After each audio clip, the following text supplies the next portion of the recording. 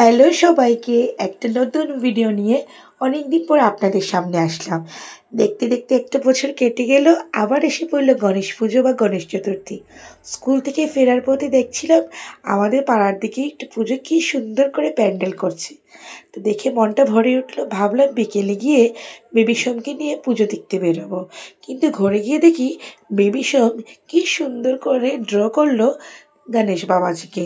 দেখুন তো কত সুন্দর, কেজি টুর একটা ছোট্ট বাচ্চা এই ভগবান গণেশের ফটোটা বা ছবিটি আঁকলো। তারপর আমরা বিকেলবেলা বেরিয়ে পড়লাম গণেশ পুজো দেখতে।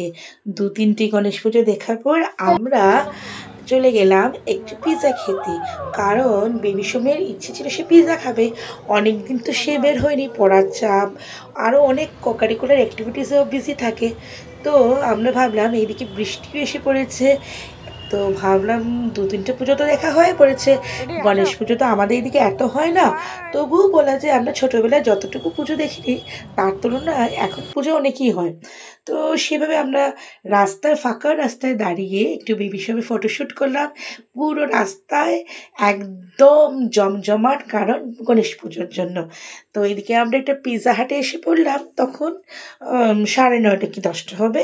অনেকটা বিগ বাজারে ডমিনোস পিৎজা বন্ধ হয়ে পড়েছে। তো আমরা পাশে একটা পিৎজা হাট ছিল, সেটা নাকি অনেক সময় পর্যন্ত খোলা থাকে। তারপর সামনেই ছিল একটা শোরুম, সেটাও বন্ধ হয়ে গেছে। কিন্তু শোরুমের যিনি গেটম্যান থাকেন তাকে বলে আমরা একটু সুন্দর সুন্দর জামাগুলো দেখে নিলাম, একটা ছোট্ট ভিডিও শ্যুট করে নিলাম।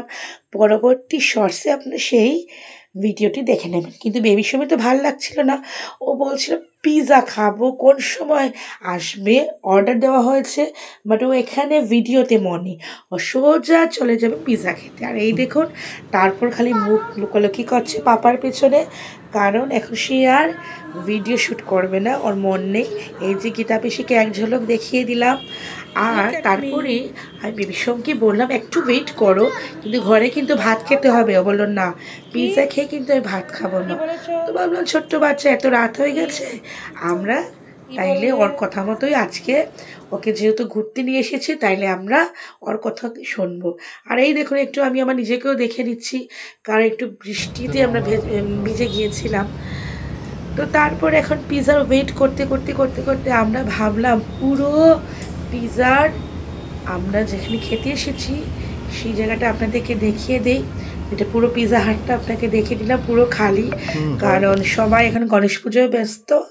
আর এই যে এসে পড়লো আমাদের মানে বেবি সোমে, অফকোর্স বেবি সোমের সব থেকে প্রিয় পিৎজা, লার্জ সাইজ পিৎজা আমরা অর্ডার করে নিলাম, কর্ন অ্যান্ড চিজ।